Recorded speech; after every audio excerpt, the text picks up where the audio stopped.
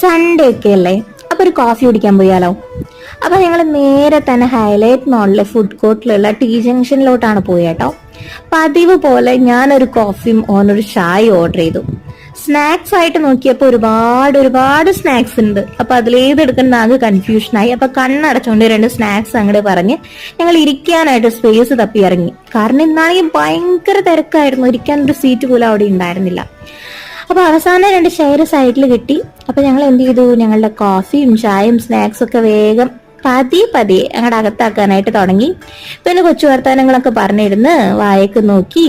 പിന്നെയാണ് കേട്ടത് ഏറ്റവും താഴെ വിന്റേജ് കാർ ഷോ നടക്കുന്നുണ്ടെന്നുള്ളത്.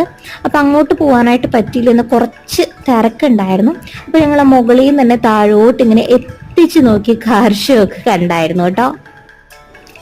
അപ്പോൾ അത്രയേ ഉള്ളൂ ഇന്നത്തെ മിനി വ്ലോഗ്.